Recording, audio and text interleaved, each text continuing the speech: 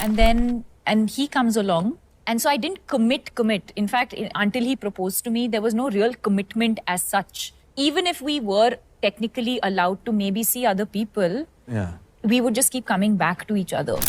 I knew what I was feeling, but I don't think I was able to communicate entirely what I was feeling. Like I knew I had this. 25 October 2023 Disney Hotstar पे coffee with करण का एक episode आता है और episode आते ही उस episode ने internet पे आग लगा दी होती है और वो एपिसोड होता है दीपिका और रणवीर का। कॉफी विद करण में एज अ गेस्ट जाना अक्सर मर्दों के लिए डेंजरस ही साबित हुआ है, फिर चाहे वो हार्दिक और केएल राहुल हो या फिर रणवीर सिंह। जहां उन दोनों का करियर खत्म होते होते बचा तो रणवीर की लव लाइफ। लोगों की आंखों के सामने बॉलीवुड के one of the most green flag couple की असलियत अचानक से सामने आ गई। लोगों को यकीन ही नहीं हो रहा था कि उन्होंने जो अपने आंखों से देखा और कानों से सुना वो सही है, क्योंकि उससे पहले उन दोनों को मैच मेड इन हेवन समझा जाता था। मगर कॉफी विद करण के इस एपिसोड ने दीपिका के रिलेशनशिप में रेड फ्लैग बिहेवियर का एक हिंट सबको दे दिया। तो आइए एक नजर डालते हैं दीपिका की कंट्रोवर्शियल लव लाइफ पे और कैसे अपने स्ट्रॉन्ग पीआर गेम की वजह से वो आज भी लड़कियों की आइकन बनी फिरती है।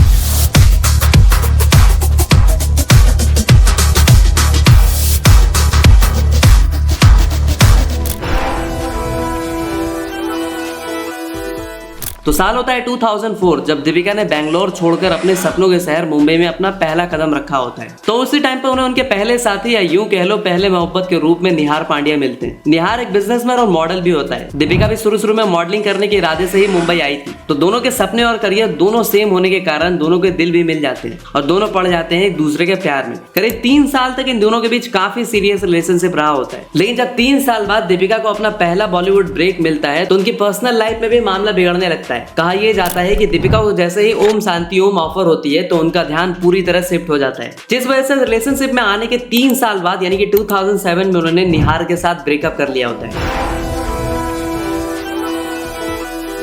इसके बाद काफी थोड़े टाइम के लिए एमएस धोनी और दीपिका के रिलेशनशिप की खबरें भी बाहर आती है। धोनी ने तो सरेआम ये कन्फेस भी किया होता है कि उन्हें दीपिका पे क्रश है। हालांकि इन दोनों ने कभी ऑफिशियली कंफर्म नहीं किया होता है कि दे आर इन रिलेशनशिप। मगर एक दो नहीं, काफी सारे आर्टिकल्स ऐसे मिल जाएगी आपको जिसमें ये साफ साफ मेंशन्ड है कि इन दोनों ने काफी टाइम के लिए एक दूसरे के साथ रिलेशनशिप में थे। रिपोर्ट्स की माने तो दोनों ने एंगेजमेंट करने की भी सोच ली थी, लेकिन ये सारी चीजें सिर्फ रिपोर्ट्स में है, इसलिए कितनी सच है मुझे नहीं पता। लेकिन यहाँ पे भी बातें तब बिगड़ जाती है जब इस सीन में एंट्री होती है युवराज सिंह की।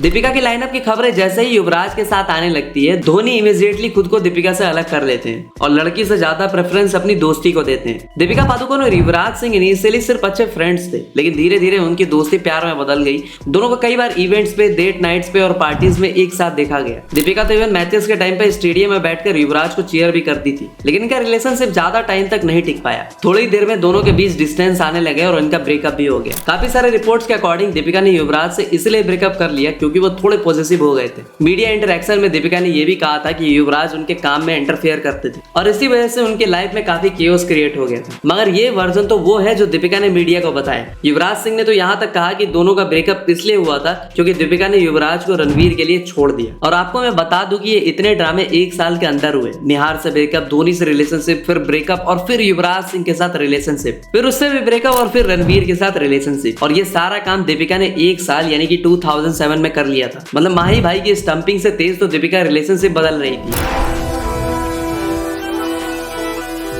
खैर 2007 का टाइम था, रणवीर अपनी डेब्यू फिल्म सावरिया पे काम कर रहे थे और दीपिका ओम शांति ओम रिलीज होने के बाद सुपर स्टारडम की तरफ बढ़ रही थी। तो इसी बीच इन दोनों का कनेक्शन बनता है और प्यार भी शुरू हो जाता है। 2008 में बचना है हसीनों के सेट पे उनका प्यार और भी गहरा हो जाता है। रोमांस ऑफ स्क्रीन भी था और ऑन स्क्रीन भी। दीपिका तो इतनी सीरियस थी कि उन्होंने रणवीर के इनिशियल्स का टैटू भी बनवा लिया था अपनी नेक पे। दोनों काफी Bollywood parties, award shows, red carpet पे साथ दिखते थे और फैंस भी काफी ज्यादा एक्साइटेड थे दोनों को लेकर। मगर फिर हुआ वही जो अब तक होते आ रहा था। 2 साल बाद 2009 में इन दोनों का ब्रेकअप हो गया और ये बन गया one of the ugliest breakup for Ranveer Kapoor, क्योंकि इस ब्रेकअप ने उनकी इमेज की धज्जियां उड़ा के रख दी। दीपिका ने एक मौका नहीं छोड़ा रणवीर को चीटर साबित करने का और खुद को एज ए विक्टिम दिखाने का। ये ब्रेकअप रणवीर के लिए इतनी बुरी साबित हुई कि आज तक फेमिनिस्ट की नजर में रणवीर एक मिसोजिनिस्ट चीटर बन के रह गए। मगर क्या इतना क्रिस्टल क्लियर था सब कुछ? तो आइए एक और स्टोरी पे नजर डालते हैं। एक दिन जब रणवीर ऊटी में शूटिंग कर रहे थे तब दीपिका ने मुंबई में निहार के साथ एक लंच प्लान किया और ये कोई छोटी मोटी मुलाकात नहीं थी। ये लंच 2 घंटे से ज्यादा पता चला। खलीज टाइम्स के एक इंसाइडर ने बताया कि देखने में तो ये सिर्फ एक लंच ही लग रहा था,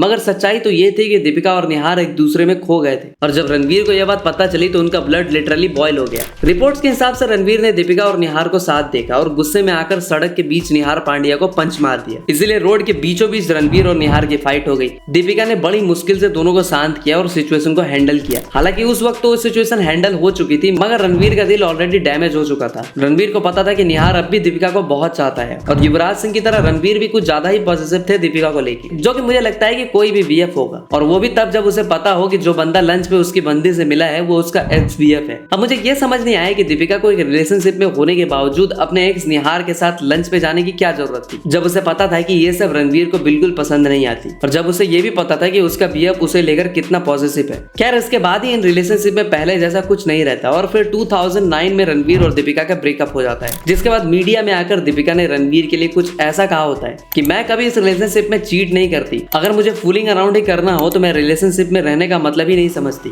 सिंगल रहना ही बेटर है और ओपनली एंजॉय करो लाइफ। लेकिन सारे लोग ऐसा नहीं सोचते, शायद इसीलिए मुझे पास्ट में दर्द मिला। जब उसने पहली बार मुझे चीट किया तो मुझे लगा कि शायद प्रॉब्लम रिलेशनशिप में है या फिर मुझ में ही कुछ कमी है, लेकिन जब कोई बार बार वही गलती करता है तो समझ जाओ कि प्रॉब्लम तुम में ही है, ना कि उस इंसान में। फिर भी मैंने इतनी बेवकूफी की थी कि मैंने उसे सेकंड चांस दे दिया, क्योंकि उसने रो रो कर माफी मांगी, या फिर यूं कह लो कि भीख मांगा, जबकि मेरे आसपास सब लोग कह रहे थे कि वो अभी भी वैसा ही है, वो बिल्कुल भी बदला नहीं है। लेकिन मुझे उस पर विश्वास करना था, या शायद मैं उसमें विश्वास करना चाहती थी, और फिर मैंने उसे लिटरली रेड हैंडेड पकड़ लिया। बस फिर क्या था, ये रिलेशनशिप वहीं खत्म हो गया। उस रिश्ते से बाहर निकलने में थोड़ा वक्त लगा, लेकिन जब निकल गई तब मुझे पता था कि अब मैं कभी वापस नहीं जाऊंगी, और वो चैप्टर मेरे लाइफ से क्लोज हो चुका है। दीपिका ने यह भी कहा कि रणवीर ने तो खुद चीटिंग एक्सेप्ट भी किया, लेकिन रणवीर ने 2011 में दिए एक इंटरव्यू में कहा था कि हाँ, मैंने चीट किया था, वो भी अपनी इमैच्योरिटी की वजह से, इनएक्सपीरियंस की वजह से। कभी कभी जो टेम्पटेशन सामने आती है उनका फायदा उठा लिया बिना सोचे समझे, और कभी कभी बस एक केयरलेस एटीट्यूड था, जिसमें मुझे ये समझ ही नहीं आया कि मैं किसी और का दिल तोड़ रहा हूँ। लेकिन वक्त के साथ साथ चीजें समझनी शुरू की है और आज मैं पहले से ज्यादा मैच्योर हो गया हूँ। रणवीर अगर चुप रह जाते, चीटिंग एक्सेप्ट नहीं भी करते, तब भी उनका कुछ बिगड़ नहीं रहा था, मगर उन्होंने फिर भी अपनी गलती मीडिया के सामने एक्सेप्ट की। लेकिन अब तक आपको जो विक्टिम लग रहा है उनके बारे में अब कुछ ऐसी चीजें बताने वाला हूँ जिसे सुनने के बाद आपको समझ में आ जाएगा कि क्या सच में रणवीर को जितना विलन बनाया गया वो डिजर्व भी करते थे,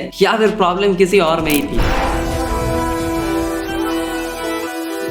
तो अगस्त 2010 की बात है। अरबाज खान के बर्थडे बैश पे दीपिका और सिद्धार्थ साथ में आते हैं। पूरे बर्थडे में दोनों साथ में काफी क्लोज रहते हैं, और बस तभी से इन दोनों की डेटिंग की खबरें भी आने लगती है। फिर दीपिका धीरे धीरे आरसीबी को सपोर्ट करने के लिए स्टेडियम आने लगती है। उस वक्त आरसीबी के डायरेक्टर थे सिद्धार्थ माल्या, और दोनों को काफी क्लोज होते भी देखा जा सकता था। कैंस जैसे इंटरनेशनल फिल्म फेस्टिवल से लेकर प्राइवेट याच पार्टीज तक सिद्धार्थ और दीपिका का जादू हर जगह छाया हुआ था। और फिर आता है साल 2011 का IPL match. KKR and RCB की मैच थी। आरसीबी को जीत के लिए 12 बॉल्स में 1 रन चाहिए थी। क्रिस गेल स्ट्राइक पे था। अब इसके बाद क्या हुआ वो आपको पता ही है। क्रिस ने बाउंड्री मार के मैच खत्म करा दिया, मगर तभी कैमरामैन ने कुछ कैप्चर किया और बस ये बन गई अगले दिन पे पेपर के फ्रंट पेज पे चिपकने वाली न्यूज, हर बॉलीवुड मैगजीन में छपने वाली फोटो। और ये फोटो थी दीपिका और सिद्धार्थ की लिप लॉक की। जी हाँ, आरसीबी के जीतने के बाद स्टेडियम में ही दीपिका और सिद्धार्थ ने किस कर लिया, और इसके बाद तो दोनों की डेटिंग रूमर्स को मानो इन दोनों ने खुद ही कंफर्म कर दिया था। जिसके बाद 2012 में दीपिका सिमी ग्रेवाल के टॉक शो में भी आई थी। उसके बाद सिमी ने जब दीपिका सिद्धार्थ के बारे में पूछा तो उन्होंने क्या कहा, आप खुद ही देख लो।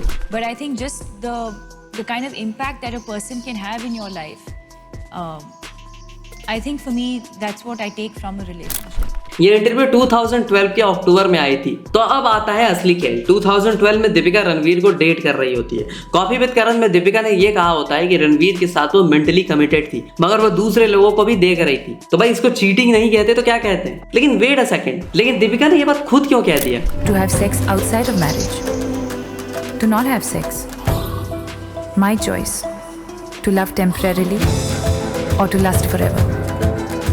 अब ऐसी स्टेटमेंट देने वाली एक्ट्रेस से आप क्या ही एक्सपेक्ट कर सकते हो। मगर जस्ट इमेजिन कि अगर ये बात किसी मेल एक्टर ने कहा होता तो उसके साथ वही होता जो आजकल रणवीर कपूर के साथ होते आ रहा है। जबकि उसने तो अपनी गलती भी एक्सेप्ट कर ली, फिर भी फेमिनिस्ट उसे आज तक चीटर कहती है। But what about Deepika? उसे क्यों कोई कुछ नहीं कहता? मतलब sex outside of marriage is cheating. Mentally committed होने के बावजूद दूसरे लोगों के पास जाना इज चीटिंग। और अगर रणवीर को आज तक हेट और ट्रोलिंग झेलनी पड़ रही है तो दीपिका भी हेट और ट्रोलिंग इक्वली डिजर्व करती है। मतलब एज सिंपल एज दैट। लेकिन उसे कोई कुछ नहीं कहेगा। जानते हो क्यों? क्योंकि क्योंकि फिर वो नेशनल टेलीविजन पे आके मेंटल हेल्थ का रोना रोने लगेगी। लेकिन रणवीर तो इंसान ही है ना, रणवीर का मेंटल हेल्थ थोड़ी ना मैटर करता है। फेमिनिज्म और पीआर का सहारा लेकर अक्सर दीपिका अपनी गलतियों को ढकने की कोशिश करती है और इसमें उनके अंधे फैंस काफी अच्छे से उन्हें मदद भी करते हैं। जैसे अभी हाल ही में दीपिका और संदीप रेड्डी वांगा के बीच कंट्रोवर्सी हुई थी।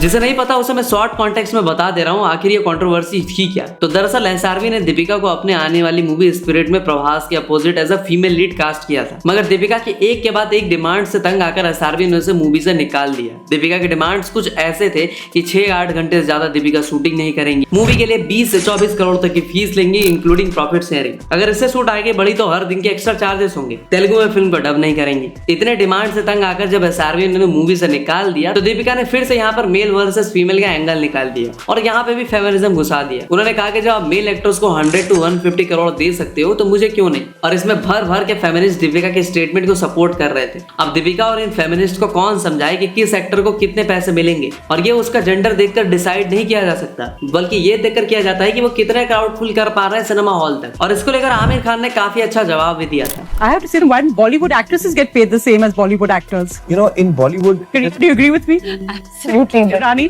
There is actually. I'm all there with you, Sonia, right now. Society has to change the way they think. no, I have a very good answer for that actually. See, in films, the fact of the matter is, yes, heroines work very hard, but so do cameramen.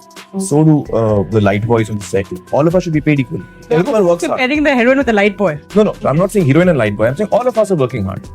I'm working hard, so is the light boy. Why is he paid differently from me? It's not because he's a man or a woman. You're confusing the issue there. The reason why you're paid differently in cinema is because the market forces understand that you're able to bring that much money back to a film. So if I'm paid 10 rupees, it's because I can bring back that money and more. If I'm paid 5 rupees, if Rani can fill in more seats than I can, 101% she'll be paid more than me. The market forces will make sure that she gets paid more than I do. So it's got nothing to do with your sex as female or a male. It is your ability to pull people in. मगर नहीं, logical बात की जगह mail versus female करना है तो बोलो। मतलब क्या दीपिका और प्रभास का कंपैरिजन भी बनता है? आइए एक नजर डालते हैं। प्रभास की सबसे फ्लॉप मूवी जिसे ऑडियंस और क्रिटिक्स ने सबसे ज्यादा क्रिटिसाइज करा था, राधेश्याम, उस मूवी के फर्स्ट डे कलेक्शन 79 करोड़ थी। और दीपिका की मूवी छपाक, जिसमें वो अकेली बड़ी फेस थी, यानी कि पूरी मूवी उनके कंधे पर थी, उस मूवी की लाइफ टाइम कलेक्शन जानते हो कितनी थी? 55 करोड़। प्रभास की फ्लॉप मूवी की फर्स्ट डे कलेक्शन छपाक के लाइफ टाइम कलेक्शन से ज्यादा थी। अब शायद आपको समझ आ गया होगा कि क्यों प्रभास और दीपिका की फीस में इतनी फर्क है, लेकिन नहीं, इसको भी जेंडर वॉर बना दिया और अचानक से उनकी पीआर एक्टिवेट हो गई और एसआरबी को टारगेट करने लगी। अपने टॉक्सिक पीआर के दम पर दूसरे एक्टर को नीचा दिखाना और खुद को लाचार बेचारी दिखाना दीपिका की पुरानी आदत है। इनके पीआर टीम ने काफी कोशिश करा था रणवीर और दीपिका की मैरिज को match made in heaven type marriage दिखाने का, लेकिन कॉफी विद करण के बाद इनके असली रंग बाहर आए गए। सोशल मीडिया के दौर में आपने एक बार जो कह दिया वो कह दिया, लोग उसे भूलते नहीं है। तो ये थी दीपिका पादुकोण की लव लाइफ। अब डिसाइड आपको कर रहे हैं कि असल में रेड फ्लैग कौन था। और पीआर एक ऐसा डर्टी बिजनेस है जो किसी भी टॉक्सिक इंसान को भी ग्रीन फ्लैग और जेन्युइनली अच्छे इंसान को भी टॉक्सिक दिखा सकती है। तो जाते जाते बस यही कहना चाहूंगा कि सेलिब्रिटीज के मैरिजेस से या उनकी लाइफ से खुद की लाइफ को कंपेयर करना बंद कर दो। हर सिक्के के हमेशा दो पहलू होते हैं और आज के सोशल मीडिया के जमाने में तो क्या रियल है क्या फेक, इस पे यकीन करना भी मुश्किल है। मतलब स्टार्स के बारे में हम वही देख पाते हैं जो हमें दिखाना चाहते हैं। तो भाई आज की वीडियो में इतना ही। मैं मिलता हूँ आपके साथ एक ऐसे ही डिटेल वीडियो के साथ। तब तक के लिए हर हर महादेव।